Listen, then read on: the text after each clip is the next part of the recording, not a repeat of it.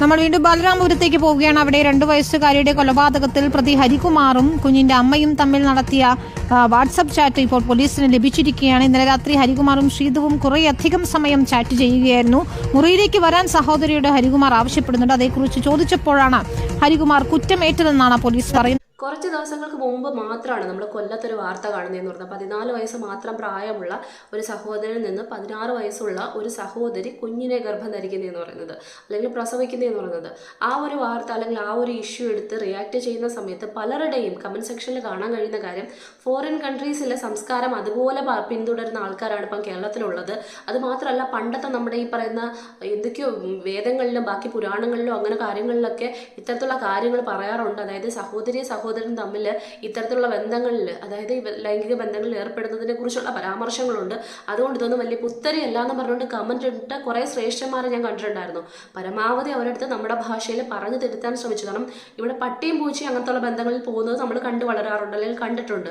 പക്ഷെ മനുഷ്യരെങ്ങനെയാണെന്നുള്ളത് നമ്മുടെ വീട്ടിലെ സംസ്കാരം ആയിരിക്കത്തില്ലല്ലോ പലരുടെയും സംസ്കാരം എന്ന് പറയുന്നത്. അതുകൊണ്ട് അത്തരത്തിൽ പറയാൻ ശ്രമിക്കുന്ന ആൾക്കാരെ തിരുത്താൻ പറ്റില്ല എന്ന് അന്ന് എനിക്ക് മനസ്സിലായ ഒരു കാര്യമാണ്. അത് അവർ ആ സംസ്കാരമായിട്ട് പൊക്കോട്ടെ എന്ന് മാത്രം കരുതി അന്താളിച്ച് നിൽക്കുന്ന സമയത്താണ് ഇന്നൊരു വാർത്ത, ഈ ഒരു വാർത്ത, ബാലരാമപുരത്തെ ഈ ഒരു വാർത്ത, 2.5 വയസ്സിൽ താഴെ മാത്രമുള്ള പ്രായമുള്ള ആ കുഞ്ഞിനെ കിണറ്റിലെറിഞ്ഞ് കൊന്നത് അമ്മയാണോ അച്ഛനാണോ അതോ ഈ പറയുന്ന അമ്മയുടെ സഹോദരനാണോ എന്നുള്ളൊരു ക്വസ്റ്റിലേക്ക് വരുന്ന സമയത്ത് നമ്മൾ ഞെട്ടിപ്പോകുന്ന വാർത്തകൾ തന്നെയാണ് പുറത്തേക്ക് വരുന്നത്. കാരണം ആ കൊല്ലത്ത് നടന്നതിൻ്റെ മറ്റൊരു വേർഷനാണ് ഇവിടെ നടന്നുകൊണ്ടിരിക്കുന്നതെന്ന് പറയുന്നത്. കാരണം ഈ പറയുന്ന സഹോദരിയുടെയും സഹോദരൻ്റെയും ഫോണിൽ നിന്ന് കിട്ടിയിട്ടുള്ള ചാറ്റുകൾ, പാതിരാത്രിയിലെ ചാറ്റുകൾ കണ്ടു കഴിഞ്ഞ് പോലീസ് പോലും ഞെട്ടിപ്പോയെന്നുള്ള തരത്തിലാണ് വാർത്തകൾ വരുന്നതെന്ന് പറയുന്നത്. കാരണം ഈ പറയുന്ന സഹോദരിയും സഹോദരിയുടെ ഭർത്താവും കുറച്ചധികം കാലങ്ങളായിട്ട് പിരിഞ്ഞ് നിൽക്കുന്നു, അല്ലെങ്കിൽ മറ്റൊരു തരത്തിലേക്ക് നിൽക്കുന്നു. പക്ഷെ ഭർത്താവിനെ കുറിച്ച് ആർക്കും തെറ്റായിട്ടൊരു അഭിപ്രായമില്ല, ഒരു സാധു മനുഷ്യനാണ് എന്ന് മാത്രമേ പറയുന്നുള്ളൂ. ഈ സ്ത്രീയെക്കുറിച്ച്, ശ്രീതു എന്ന് പറയുന്ന ഈ സ്ത്രീയെക്കുറിച്ചാണെന്നുണ്ടെങ്കിൽ ആ നാട്ടിൽ ആർക്കും തന്നെ നല്ല അഭിപ്രായമൊന്നുമില്ല. കാരണം എത്ര നാക്കെടുത്ത് നുണ മാത്രം പറയുന്ന തരത്തിലുള്ള ഒരു സ്ത്രീ എന്ന് മാത്രമാണ് പറയുന്നത്. കാരണം കുറച്ച് നാളുകൾക്ക് മുൻപ് ആ കുഞ്ഞ് അമ്മൂമ്മ ചോറ് കൊടുത്തുകൊണ്ടിരിക്കുന്ന സമയത്ത് കുഞ്ഞ് ഗേറ്റിന്റെ വെളിയിലേക്ക് ഇറങ്ങി ഓടി, വണ്ടി വന്ന് ഇടിച്ചിട്ടു. അങ്ങനെ കുഞ്ഞ് ഗുരുതരാവസ്ഥയിൽ ഹോസ്പിറ്റലിലാണെന്ന് പറഞ്ഞുകൊണ്ട് ആരുടെ കയ്യിൽ നിന്നൊക്കെ 2 അതിൽ കൂടുതലൊക്കെ ലക്ഷങ്ങൾ രൂപ കടം വാങ്ങിച്ച അത്രയും കള്ളത്തരങ്ങൾ പറഞ്ഞ് എന്ത് തരത്തിലുള്ള കള്ളം വേണമെങ്കിലും പൈസ ഉണ്ടാക്കാൻ വേണ്ടി പറയുന്ന തരത്തിൽ അത്രയും ഒരു വല്ലാത്ത മൈൻഡ് സെറ്റുള്ളൊരു സ്ത്രീയാണ് ആ ശ്രീതു എന്ന് പറയുന്നത്. അതിലപ്പുറത്തേക്ക് പോലീസിനോട് തന്നെ 30 ലക്ഷം രൂപ കളവ് പോയി എന്ന് പറഞ്ഞുകൊണ്ടൊരു കേസ് കൊടുക്കുക, പിന്നീട് അത് പോലീസിന് മനസ്സിലാവുന്ന സമയത്ത് ആ കേസ് പിൻവലിപ്പിക്കുക, ഇങ്ങനത്തുള്ള കുറേയധികം സംഭവങ്ങൾ ആ സ്ത്രീയുമായി ബന്ധപ്പെട്ട് നടക്കുന്നുണ്ട്. അപ്പം ഒരുപാട് സഹിക്കാൻ പറ്റാത്തതിൽ, അല്ലെങ്കിൽ ഒരു കുടുംബത്തിന് താങ്ങാൻ പറ്റാത്തതിൽ അപ്പുറത്തേക്ക് കടങ്ങൾ ആ ഒരു കുടുംബം നേരിടുന്നു എന്ന് പറയുന്ന സമയത്ത് തന്നെ എന്തൊക്കെയോ ദുരൂഹതകൾ ആ കുടുംബവുമായി ബന്ധപ്പെട്ട്, അതായത് ഈ ശ്രീതു എന്ന് പറയുന്ന സ്ത്രീയുമായി ബന്ധപ്പെട്ട് നിൽക്കുന്നു എന്ന് മനസ്സിലാകുന്നുണ്ട്. പിന്നെ ഇത്രയും കാലം പിരിഞ്ഞു നിന്നിരുന്ന ആ ഒരു ഭർത്താവ്, അവളുടെ അച്ഛൻ, അതായത് ഈ സ്ത്രീയുടെ അച്ഛൻ്റെ മരണവുമായി ബന്ധപ്പെട്ട ചടങ്ങുകളിൽ പങ്കെടുക്കാൻ വേണ്ടിയിട്ടാണ് കഴിഞ്ഞ ദിവസം രാത്രി അവിടേക്ക്, അല്ലെങ്കിൽ അവിടെ തങ്ങുന്നതെന്ന് പറയുന്നത്. അപ്പം പലപ്പോഴും പല ആൾക്കാരും ഈ ഒരു സംഭവം കേട്ടിട്ടും പറയുന്നുണ്ട്, ആ അച്ഛൻ്റെ മരണം എന്ന് പറയുന്നത് ഇനി മറ്റൊരു തരത്തിലാണോ? കാരണം ഇത്രയും വൃത്തികെട്ട ഒരു കുടുംബം, അല്ലെങ്കിൽ ഇത്തരത്തിലുള്ള കാര്യങ്ങൾ, ഒരു പിഞ്ചു കുഞ്ഞിനെ വരെ ഇത്തരത്തിൽ പൈശാചികമായിട്ട് കൊല്ലാൻ കഴിവുള്ള ഇത്രയും വൃത്തികെട്ട ബന്ധങ്ങളിലൂടെ കടന്നു പോകുന്ന ആൾക്കാരാകുമ്പം അതിൽ പോലും സംശയം പലരും പറയുന്നുണ്ട്. ഇനി അങ്ങനെ വന്ന് നിൽക്കുന്ന സമയത്ത് സ്വാഭാവികമായിട്ടും സഹോദരൻ സഹോദരിയെ രാത്രി സമയത്ത് വാട്സപ്പിലൂടെ തൻ്റെ റൂമിലേക്ക് അല്ലെങ്കിൽ മറ്റു കാര്യങ്ങൾക്കായി വിളിക്കുന്നു. ആ സമയത്ത് സഹോദരി പോകുന്നില്ല. ഇതിന്റെ ദേഷ്യത്തിലാണ് ഈ പറയുന്ന കുട്ടിയെ അവനെടുത്ത് കിണറ്റിൽ എറിഞ്ഞു കൊന്നത് എന്നൊരു വാർത്തയും വന്നുകൊണ്ടിരിക്കുകയാണ്. അപ്പം ഈ പറയുന്ന ചാറ്റുകൾ നമ്മൾ പല ഇതിലും പറയുന്നുണ്ട്, പോലീസ് അടക്കമായിട്ട് മുന്നോട്ട് പറയുന്ന കാര്യങ്ങൾ, അവർ തമ്മിലുണ്ടായിരുന്ന ചാറ്റ് സെക്ഷനിലുള്ള കാര്യങ്ങൾ ഒരു തരത്തിലും അംഗീകരിക്കാൻ കഴിയാത്തതാണ്. നമ്മുടെ മര്യാദകളുമായി പറയാൻ പറ്റുന്ന, പാലിക്കപ്പെടുന്ന തരത്തിലുള്ള ഒരു സഹോദരൻ തമ്മിലുള്ള ബന്ധങ്ങൾ പുലരുന്ന കാര്യങ്ങളൊന്നും അല്ല എന്ന് പറയുന്ന സമയത്ത് സ്വാഭാവികമായിട്ട് നമുക്ക് ഉൾക്കൊള്ളാൻ കഴിയുന്ന, അല്ലെങ്കിൽ മനസ്സിലാക്കാൻ കഴിയുന്ന കാര്യങ്ങൾ എന്ന് പറഞ്ഞാൽ വഴിപിഴച്ച ബന്ധങ്ങളെ കുറിച്ച് തന്നെയാണ്. അതൊരു വീട്ടിൽ ഈ പറയുന്ന ഇത്തരത്തിലുള്ള ബന്ധങ്ങളിലേക്ക് പോകണമെങ്കിൽ അത് എന്ത് സംസ്കാരമാണ്? ഇനി പറയുന്ന കുറെ ആൾക്കാർ പറയുന്ന കണക്ക്, നേരത്തെ ഞാൻ പറഞ്ഞതുപോലെ ആ ഒരു ബന്ധവുമായി ബന്ധപ്പെട്ട് പറയുന്ന പുരാണങ്ങളിലോ മറ്റെന്തിലൊക്കെയോ ഇത്തരത്തിലുള്ള ബന്ധങ്ങൾ പറയുന്നുണ്ട്. ഇനി അങ്ങനെയൊക്കെ ആവുമെന്ന് പറയുന്ന മഹാന്മാർക്ക് ഇത് കൈയടിക്കാൻ പറ്റുന്ന ഒരു കാര്യം തന്നെയായിരിക്കും. പക്ഷെ ഇത്തരത്തിലല്ലാതെ മര്യാദയ്ക്ക് ജീവിക്കുന്ന, അതായത് ഇതിനെ വൃത്തികേട് തന്നെയായിട്ട് കണക്കാക്കിക്കൊണ്ട് ജീവിക്കുന്ന ഒരു സമൂഹം ഇവിടെ പുലരുന്നുണ്ട്. അപ്പം അവരെ പോലത്തോളം ഈ ഒരു വാർത്ത കേൾക്കുന്ന സമയത്ത് മൂക്കത്തോ വായിലോ ഒക്കെ വെക്കുന്ന തരത്തിലേക്കുള്ള വാർത്തകളാണ്. അപ്പം ഇത്തരത്തിലുള്ള ബന്ധങ്ങൾക്ക് വേണ്ടിയിട്ട് സഹോദരിയെ സമീപിക്കുക, അതിലപ്പുറത്തേക്ക് സഹോദരിയും സഹോദരനും തമ്മിൽ മറ്റ് വഴിവിട്ട്, അതായത് പണവുമായി ബന്ധപ്പെട്ട കുറച്ച് കാര്യങ്ങളും അങ്ങനത്തെ കുറേ സീക്രട്സും ഒക്കെ ഉണ്ടെന്ന് പറയുന്നുണ്ട്. അപ്പം ഇതിലപ്പുറത്തേക്ക് നമുക്കറിയാം, ഒരു വാർത്ത വരുന്ന സമയത്ത് സ്വാഭാവികമായിട്ടും പല ആൾക്കാർ പല രീതിക്കുള്ള കാര്യങ്ങൾ, അവിടെ ചുറ്റുപാടുള്ള ആൾക്കാർ പറയുന്ന കഥകളെന്ന് പറയുന്നത് മറ്റൊരു വിധത്തിലാണ്. അവൻ മാനസിക രോഗിയാണ്, പണ്ട് മുതലേ പഠിച്ച കൂട്ടുകാരടക്കം പറയുന്ന കാര്യങ്ങൾ, അവൻ എന്തൊക്കെയോ വേറെ പ്രശ്നങ്ങളുണ്ടെന്ന് പറയുന്നുണ്ട്. തൊട്ടടുത്തൊരു സ്ത്രീ പറയുന്നുണ്ട് അവരുടെ മകളുമായിട്ടുള്ള പെരുമാറ്റ ദൂഷ്യത്തെക്കുറിച്ച്, അല്ലെങ്കിൽ അവരുടെ മകളോട് പെരുമാറിയതിൽ ഉൾപ്പെട്ട കുഴപ്പങ്ങളെക്കുറിച്ച്, അങ്ങനെ കുറേ കാര്യങ്ങൾ പറയുന്നുണ്ട്. അപ്പം ഒരുപക്ഷെ നമുക്കറിയാം, എന്തൊരു വാർത്ത വന്നു കഴിഞ്ഞാൽ, ഇപ്പം ചെന്താമരയുടെ വാർത്ത വരുന്ന സമയത്ത് പറഞ്ഞിട്ടുണ്ടായിരുന്നു, ഇത്തരത്തിലുള്ള പൈശാചികമായിട്ടുള്ള ക്രൂരകൃത്യം ചെയ്തതിന് ശേഷം അവൻ ഒരു മാനസിക രോഗിയാണെന്ന് പറയുകയാണെന്നുണ്ടെങ്കിൽ അവനെ ഈസി ആയിട്ട് തുറന്നുവിടാൻ പറ്റും. അപ്പം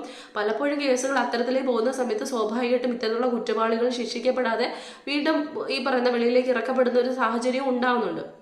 ഇനി അതിൻ്റെ മറുവശമാണോ എന്ന് ചിന്തിക്കേണ്ടിയിരിക്കുന്ന ഒരു കാര്യമാണ്.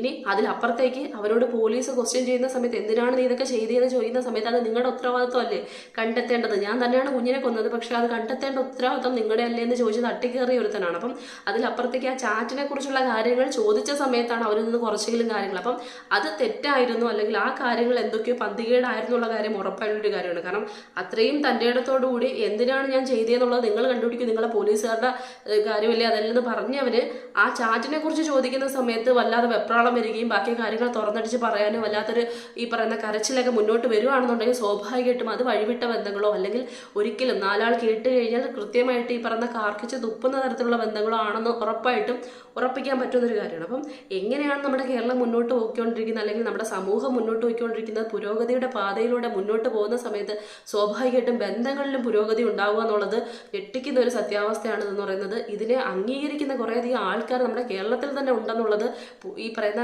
എങ്ങനെ അതിനെ ചിന്തിക്കും, അല്ലെങ്കിൽ അതിനെയൊക്കെ എത്തരത്തിൽ കാണണം എന്ന് പോലും മനസ്സിലാവുന്നില്ല. കാരണം സഹോദരനും സഹോദരിയും കല്യാണം കഴിച്ചോട്ടെ, നിനക്കൊക്കെ എന്താ കുഴപ്പം എന്ന് ചോദിക്കുന്ന മലയാളി പോലും ഇന്ന് കേരളത്തിൽ ഉണ്ടെന്നറിയുന്ന സമയത്താണ് നമ്മുടെ നാടിൻ്റെ പുരോഗമനം എവിടെയാണ് എത്തി നിൽക്കുന്നത്. ഇതൊന്നും അല്ല വലിയ കാര്യം എന്ന് പറയുന്നത്.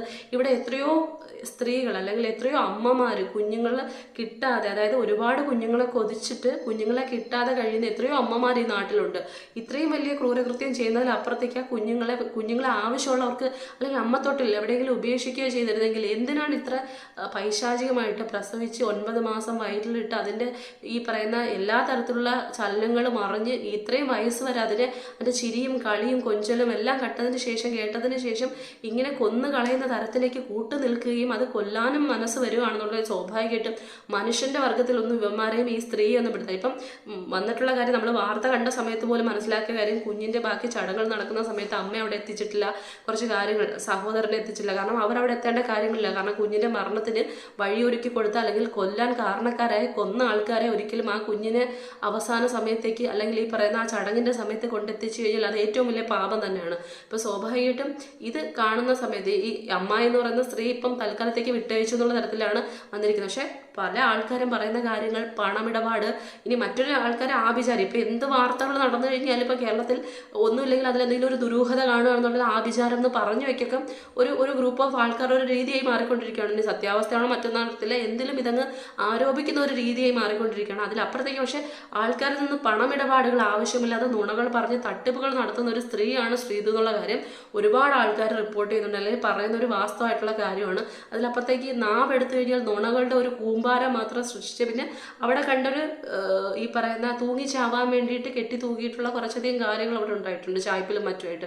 അതിലപ്പുറത്തേക്ക് പാതിരാത്രിയിൽ അവിടെ തീ പിടിച്ചിട്ടുള്ളതായിട്ടുള്ള കുറേ കാര്യങ്ങൾ. അപ്പം അവിടെ എന്തൊക്കെയോ കാര്യമായിട്ടുള്ള ചില കാര്യങ്ങൾ നടക്കുകയും ഈ പറയുന്ന മൽപ്പിടുത്തങ്ങളോ മറ്റു കാര്യങ്ങളോ എന്തൊക്കെയോ സംഭവിച്ചതിൻ്റെ പരിണിത ഫലം തന്നെയാണ് ആ കുഞ്ഞിൻ്റെ മരണത്തിലേക്ക് കലാശിച്ചിരിക്കുന്നത് എന്നുള്ളത് ഉറപ്പായിട്ടുള്ളൊരു കാര്യമാണ്. പിന്നെ ഈ പറയാനുള്ളത്, എല്ലാ ആൾക്കാരും ഈ പറയുന്ന വളർത്താനല്ലെങ്കിൽ ദയവ് ചെയ്ത് പ്രസവിക്കാതിരിക്കൂ, ഒരു കുഞ്ഞിന് ജന്മം നൽകാതിരിക്കൂ. അതല്ല അബദ്ധത്തിൽ പറ്റിപ്പോയി പ്രസവിച്ച് പോകുന്നതാണ്, എന്നിട്ട് നിങ്ങൾക്ക് പറ്റുന്നില്ലെന്നുണ്ടെങ്കിൽ വേണ്ടാത്ത എത്രയോ, അതായത് കുഞ്ഞിനെ വേണ്ടെന്ന് എത്രയോ അമ്മമാരുണ്ട്, അല്ലെങ്കിൽ ഈ പറയുന്ന അമ്മത്തൊട്ടിലുണ്ട്, അവിടെ പോയി ഉപേക്ഷിക്കൂ. വെറുതെ പട്ടികൾക്ക് തിന്നാനോ ഉറുമ്പരിക്കാനോ അല്ലെങ്കിൽ ഏതെങ്കിലും ക്ലോസറ്റിൽ എറിയാനോ പാറക്കല്ലിൽ ഇടിച്ച് പൊട്ടിക്കാനോ എന്തിനാണ് ഇത്തരത്തിൽ ചെയ്യുന്നത്? അതിലപ്പുറത്തേക്ക് അതിനൊക്കെ ജീവിക്കാൻ വേണ്ടി നിങ്ങൾക്ക് നോക്കാൻ പറ്റില്ലെങ്കിൽ മറ്റാർക്കെങ്കിലും കൊടുക്കാനെങ്കിലും, ഒന്നുമില്ലെങ്കിൽ നിങ്ങളുടെ രക്തമല്ലേ, അല്ലെങ്കിൽ നിങ്ങൾ പിറവി കൊടുത്തതല്ലേ എന്നൊരു മാനുഷിക പരിഗണനയെങ്കിലും ആ കുഞ്ഞുങ്ങൾക്ക് കൊടുക്കുക.